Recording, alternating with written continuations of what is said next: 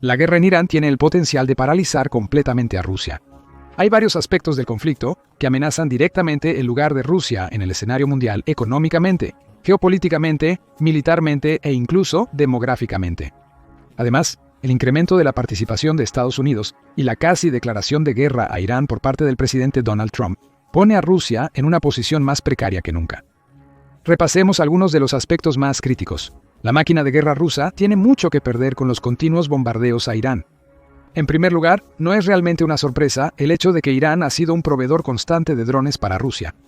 Verás, tan pronto como Ucrania logró repeler la invasión inicial en las primeras semanas después del asalto a Kiev, la guerra se convirtió en una de desgaste. Rusia estaba más que dispuesta a lanzar hombres y su viejo equipo al fuego y esperar lo mejor. Pero los drones demostraron ser mucho más efectivos para el trabajo. Las capacidades de drones de Rusia resultaron ser patéticamente inadecuadas en comparación con la flota en rápida expansión de Ucrania. Moscú estaba perdiendo misiles convencionales y municiones de precisión guiadas a un ritmo insostenible. Esto convirtió a los drones en una de las principales exportaciones de Irán. Veamos algunas cifras. Entre septiembre de 2022 y septiembre de 2024, Rusia lanzó más de 8.000 drones Shahid fabricados en Irán contra objetivos ucranianos. Estos ciclomotores voladores, como los llaman los ucranianos, se volvieron clave en la campaña de terror de Rusia contra civiles e infraestructuras ucranianas. Irán proporcionó inicialmente hasta 3.000 drones a Rusia, principalmente el modelo Shahid 136, que costaba alrededor de $20,000 a $50,000 cada uno. Una ganga comparada con los cientos de miles de dólares que Ucrania gastó en cada misil interceptor usado para derribarlos. El Shahid 136 es una munición excepcional de largo alcance, desechable y económica. Cada dron mide 11 pies de largo con una envergadura de 8 pies, compuesto principalmente de espuma, papel y madera contrachapada, y lleva una ojiva de 110 libras en su nariz. El cerebro del dron tiene un sensor del tamaño de una pastilla para la tos, que mide cada movimiento, y una unidad sistema de posicionamiento global del tamaño de una tarjeta de crédito que recibe señales de microondas de los satélites de navegación. Su motor de 50 caballos de fuerza genera el sonido distintivo que les valió a estas armas su apodo de moped volador o cortacésped volador. Pero el verdadero genio reside en su concepto operativo. Estas no son armas de precisión, sino herramientas de guerra económica diseñadas para abrumar sistemas de defensa costosos con ataques baratos y prescindibles. El ataque de Shahid obliga a Ucrania a gastar misiles interceptores donados por la OTAN que valen de 10 a 20 veces el costo del dron entrante, creando una relación de intercambio de costos insostenible que lentamente sangra. Las defensas aéreas ucranianas se agotan. Rusia reconoció el valor estratégico de los drones y los límites de la capacidad de Irán para construirlos, buscando dominar la tecnología. Ya en junio de 2023, Moscú estableció una instalación de fabricación de drones en Yelabuga, en Tatarstán. Los rusos renombraron el Shahid 136 como el Garand II y comenzaron la producción en masa con asistencia técnica iraní. Con la asombrosa cantidad de dinero que Rusia puede inyectar en sus industrias, considerando que casi el 40% de su gasto gubernamental se destina al complejo militar industrial. Algunas fuentes sugieren que el país había producido internamente más de 10.000 drones para finales de 2024, más de 3 veces lo que probablemente Irán ha vendido durante la guerra. Pero la producción interna de Rusia enfrenta cuellos de botella críticos que la guerra con Irán solo empeorará. La producción aún depende de ingenieros y técnicos iraníes que proporcionan una experiencia crucial en sistemas de navegación, ensamblaje de ojivas y control de calidad. Los intentos rusos de ingeniería inversa de la tecnología han tenido dificultades para obtener componentes electrónicos, especialmente sistema de posicionamiento global y software de control de vuelo, que requieren actualizaciones y ajustes constantes. Como resultado, las variantes Gerand de Rusia tienen tasas de fallo más altas que los originales producidos en Irán. En los recientes ataques a gran escala, Rusia pierde cerca del 82% de sus drones y misiles, probablemente debido en parte a componentes inferiores que permiten a las contramedidas ucranianas desviarlos a campos yermos. La fábrica de Yelabuga ha enfrentado escasez crónica de mano de obra, forzando a Moscú a reclutar estudiantes y extranjeros para mantener las cuotas de producción. A estos trabajadores les falta el conocimiento especializado que los técnicos iraníes brindaban en la producción. Además, los drones de largo alcance de Ucrania ahora son más capaces que nunca. En junio, Ucrania realizó la operación Telaraña, infiltrando drones unos 3.544 kilómetros dentro de Rusia para atacar bombarderos estratégicos cruciales. Es razonable pensar que cualquier instalación de producción de drones de Rusia está bajo constante amenaza de ataque, ya que el mismo esfuerzo podría replicarse. Por otro lado, Ucrania no puede realizar ataques precisos en Irán. Existen varias razones para eso, pero todas se resumen en que la producción y exportación de Irán eran una de las pocas formas seguras. Rusia podría incorporar drones efectivos en sus fuerzas, mientras que Irán ya no puede permitirse exportar drones Shahid a Rusia. Con los bombarderos furtivos F-35 de Estados Unidos apuntando a las instalaciones de producción de drones iraníes, Teherán necesita desesperadamente cada dron que puede producir para su propia defensa, o para una represalia de intimidación. Que Irán no pueda exportar más drones a Rusia es un arma de doble filo. Se estima que el dron Shahid producido a nivel nacional cuesta entre $10,000 y $50,000, según el modelo exacto. Pero se informó que los precios de exportación a Rusia eran mucho más altos. Hasta $104 millones por lotes de drones y sistemas asociados, representando un gran margen sobre los costos de producción. La diferencia permitió a Irán financiar eficazmente su investigación y producción de armas. Al proveer armas a Rusia, Irán fortaleció su defensa y convirtió a Rusia en uno de sus principales inversores. Dada la escala actual del conflicto en Ucrania, las capacidades de exportación de Irán no pueden mantener el ritmo. Y, con la guerra, con Israel desviando recursos hacia el equipo doméstico, ambos países tienen algo que perder. Rusia tendrá que quedarse con los drones Geran renombrados, que pueden o no ser capaces de lidiar con las defensas de Ucrania. Aunque Irán no tendrá el salvavidas financiero de Rusia, el financiamiento no es lo único que Rusia le está proporcionando. El presidente ruso Vladimir Putin ha usado el Medio Oriente como una jugada de ajedrez geopolítica para desviar la atención y los recursos occidentales de Ucrania. La presencia de Moscú en Siria, sus vínculos con Irán y sus acciones mercenarias en Libia fueron movimientos estratégicos. Esta estrategia para forzar a Europa y Estados Unidos a distribuir su atención y recursos en varios frentes solo funcionó parcialmente. La guerra entre Irán e Israel no crea la distracción que Putin esperaba, sino que fortalece la resolución occidental de maneras que amenazan directamente los intereses de Rusia. Cuando Irán respondió a los ataques de Israel con cientos de drones y misiles, Europa no vio otro conflicto en Medio Oriente que requiriera un delicado equilibrio diplomático. Presenció el mismo autoritarismo contra el que Ucrania ha luchado en los últimos 3 años. Y es posible que los líderes europeos ya no estén interesados en el apaciguamiento. Países como el Reino Unido y Francia, con estrategias nucleares propias, han propuesto demostraciones de fuerza mediante despliegues militares, algo que contrasta directamente con los 3 años de idas y venidas en las discusiones sobre qué cantidad de donaciones es suficiente para que Ucrania se defienda pero evite la escalada rusa. Estos sentimientos probablemente resonarán más en las comunidades europeas, mientras otra guerra arde en sus puertas, amenazando con crear más oleadas de inmigrantes en la frontera. Además, Europa goza de una posición económica favorable. A finales de mayo, la Unión Europea adoptó el 17º paquete de sanciones económicas contra Rusia.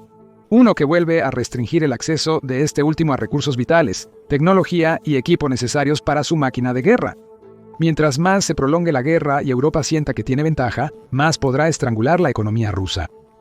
Rusia también ha mantenido la estrategia de usar el Medio Oriente en caos para abrumar los programas humanitarios y económicos europeos, forzando a la Unión Europea a crear amplios programas para asistir al creciente número de inmigrantes y refugiados. Pero el reciente giro político hacia la derecha en algunas de las economías más grandes podría significar el fin de la táctica. Europa podría inclinarse más hacia el apoyo a la intervención militar agresiva para terminar conflictos rápidamente, en lugar de gestionar crisis prolongadas de refugiados, como en el caso de Siria. El colapso del régimen de Assad no se debió a la política de refugiados europea, sino a la acción militar decisiva apoyada por grupos rebeldes internos y una abrumadora presión económica. Tras la caída, Rusia se retiró del país discretamente, evidenciando que su control del poder se mantiene mientras no haya suficiente presión. Y el papel de Rusia como apoyo y guía estratégica puede estar disminuyendo en más lugares que solo en Medio Oriente.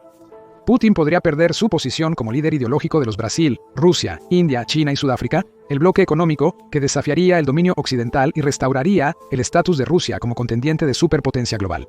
Brasil, Rusia, India, China y Sudáfrica, una organización internacional de 10 miembros que incluye Brasil, Rusia, India, China, Sudáfrica, Egipto, Etiopía, Indonesia, Irán y los Emiratos Árabes Unidos, fue esencialmente una creación rusa. La organización, liderada por el exministro de Relaciones Exteriores de Rusia, busca restringir la influencia estadounidense en el mundo, especialmente en exnaciones soviéticas y países en desarrollo. Para Putin, Brasil, Rusia, India, China y Sudáfrica es más que cooperación económica. Permite a Rusia organizar el mundo no occidental en torno a los intereses rusos y chinos. La crisis de Irán destroza completamente esa ilusión. La respuesta de China al conflicto en Medio Oriente expone la nueva realidad, una que posiciona a Beijing, no a Moscú, como la nación que finalmente establece la política de Brasil, Rusia, India, China y Sudáfrica. China sigue una estrategia cuidadosamente calculada de neutralidad, con el fin de posicionarse como el mediador indispensable entre todas las partes. Por otro lado, la agresión de Rusia en Ucrania y la falta de un alto al fuego efectivo impuesto por Estados Unidos ha hecho que Putin pierda credibilidad como líder y negociador de paz. Esto es resultado de la colonización económica sistemática de Rusia por parte de China, no un accidente. En los últimos 3 años, China se ha convertido en el salvavidas económico de Rusia, comprometiendo significativamente la soberanía de Moscú. En 2024, China compró $82.000 millones en combustibles fósiles rusos, superando significativamente los $50.000 millones de India, lo que representa alrededor de 1/3 de los ingresos totales de exportación de energía de Rusia. Sin embargo, esta dependencia tiene condiciones devastadoras. Las empresas chinas ahora pueden controlar las cadenas de suministro críticas que Rusia necesita para sostener su economía y su esfuerzo de guerra. Moscú depende de proveedores chinos para obtener semiconductores, elementos de tierras raras y maquinaria industrial necesarios para la producción de armas, enfrentando términos cada vez más favorables para China. Beijing ha usado la dependencia rusa para obtener descuentos del 30 al 40% en energía, por debajo de las tarifas de mercado, mientras se posiciona como el único proveedor tecnológico confiable de Rusia. El desequilibrio de poder es evidente en las negociaciones energéticas.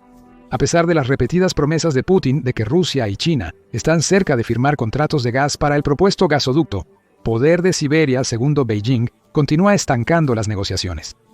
China ha demandado que pague tarifas domésticas por la exportación, que son 4 veces menores a lo que paga por las estructuras actuales.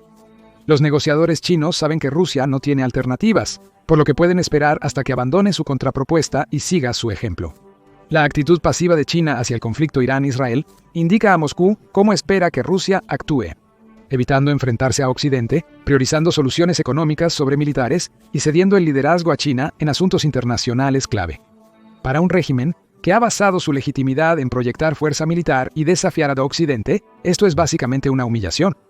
La guerra de Irán acelera cuán rápido Rusia puede caer en desgracia y en las garras de China. A medida que colapsan las asociaciones de Rusia en Medio Oriente y desaparecen permanentemente sus clientes europeos de energía, Moscú depende cada vez más de los mercados y la buena voluntad de China, vinculándose más a sus políticas externas.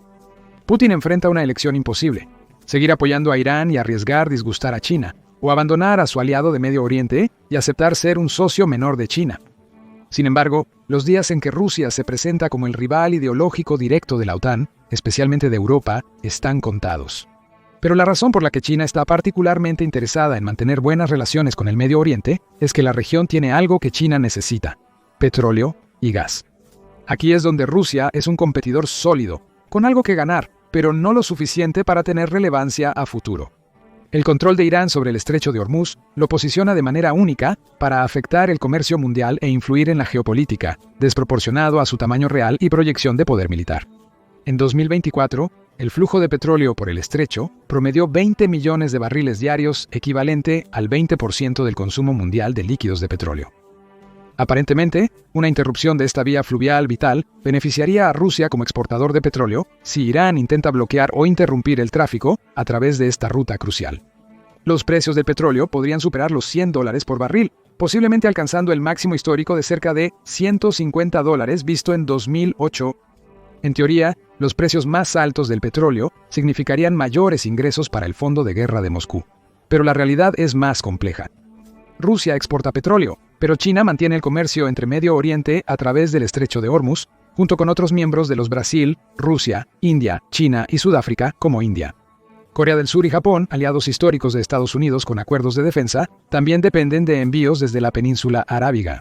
Alrededor de 1/5 parte del comercio mundial de gas natural licuado también transitó por el estrecho de Hormuz en 2024, principalmente desde Qatar.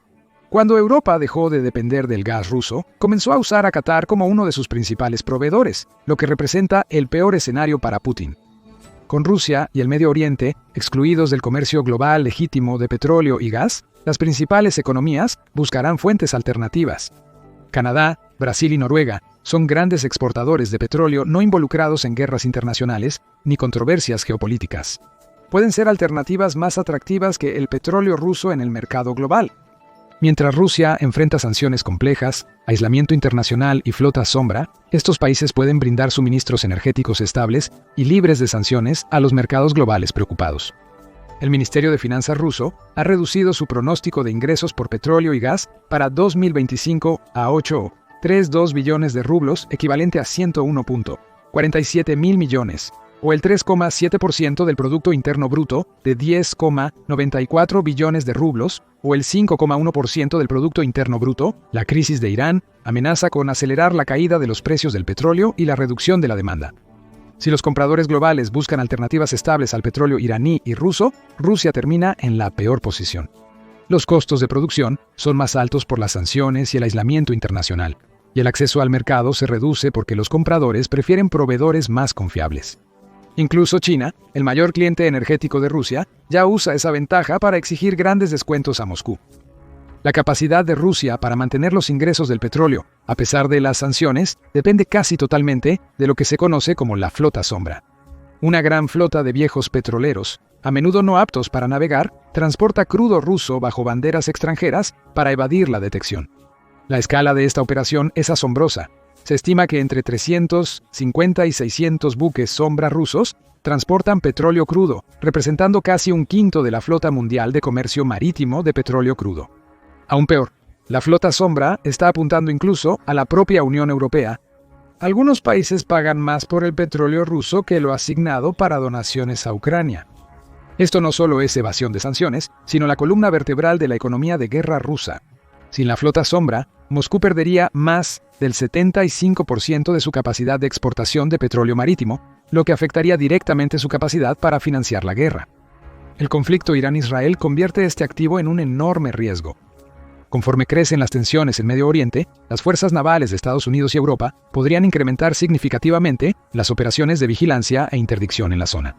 Las aguas utilizadas por la flota sombra para transportar petróleo ruso a Asia podrían convertirse en zonas de caza para las marinas occidentales que buscan prevenir represalias iraníes contra el envío.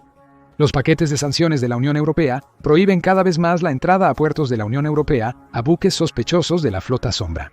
Dinamarca, Suecia, Polonia, Finlandia, Estonia y el Reino Unido inspeccionan los certificados de seguro de los petroleros en las rutas usadas por la flota sombra. La crisis de Irán brinda la excusa ideal para ampliar significativamente estas operaciones. Los barcos de la flota sombra evaden vigilancia, navegando en aguas internacionales con poca supervisión y negando el origen de su carga. La guerra en el Golfo Pérsico, un punto clave para el comercio marítimo de petróleo, implica que los barcos serán aún más valiosos. Estar monitoreado por satélite y protocolos de interdicción agresivos para evitar el tráfico de suministros militares iraníes y ataques terroristas. La presión sobre los antiguos buques rusos aumenta con cada ataque de Israel e Irán. Y muchas de estas embarcaciones ya operan al límite de la navegabilidad. Son petroleros viejos con mantenimiento dudoso, equipo de seguridad mínimo y tripulaciones que trabajan ilegalmente por pagos en efectivo. En tiempos de guerra, con las marinas occidentales en alerta, estos barcos son blancos fáciles. Su estatus ilegal les impide solicitar protección naval, buscar asistencia en aguas internacionales y atracar en la mayoría de los puertos regionales para combustible o reparaciones. Dado que ya observamos una reducción en el comercio petrolero de Rusia, esto podría ser la estocada final. Rusia ha aumentado el gasto estatal en defensa nacional a cerca del 6,3% del Producto Interno Bruto, el nivel más alto desde la Guerra Fría. La economía de guerra desvía fondos de casi todas las industrias para alimentar el complejo militar industrial. Sin embargo, también depende de dos suposiciones críticas que el conflicto con Irán destroza por completo. Europa continuará dependiendo de las exportaciones energéticas rusas. La segunda es que Rusia puede seguir usando amenazas nucleares y chantaje energético para controlar las respuestas europeas a la guerra en Ucrania. Ambas suposiciones han sido demostradas como falsas. Las importaciones de gas europeas desde Rusia cayeron del 40% en 2021 a solo el 11% en 2024. Y la Unión Europea se ha comprometido a poner fin a todas las importaciones de gas ruso para el 2027. Además, Europa ha superado varias crisis energéticas y ha probado que puede operar sin energía rusa cuando se requiere. Dado que los suministros de energía de Oriente Medio ahora pueden volverse poco confiables, los países europeos están redoblando sus inversiones en energías renovables y cadenas de suministro diversificadas. Esto excluye las fuentes rusas e iraníes. Alemania está considerando reabrir sus reactores nucleares a pesar de haberlos cerrado en 2023 tras los desastres de Chernobyl y Fukushima. Sin duda, la consecuencia más devastadora de la guerra de Irán para Rusia no es económica o militar, sino psicológica. Los países europeos están perdiendo la esperanza de alcanzar la paz únicamente mediante el apoyo económico y militar. La defensa de Ucrania ha demostrado que las donaciones de la OTAN pueden prevenir victorias rusas, pero aún no han logrado una derrota rusa. En las primeras horas de la guerra entre Irán e Israel, sorprendentemente, Estados Unidos ha hecho el primer movimiento calculado para aniquilar las instalaciones sospechosas de enriquecimiento nuclear iraní. Esto sugiere que Europa podría seguir el mismo camino en su determinación, aunque no necesariamente con una acción militar directa. Pero los últimos meses se pasaron con las principales economías europeas revisando y aumentando los presupuestos de gastos militares, así como posicionándose para trabajar por separado de los Estados Unidos. Geopolíticamente, esto es la peor pesadilla de Putin.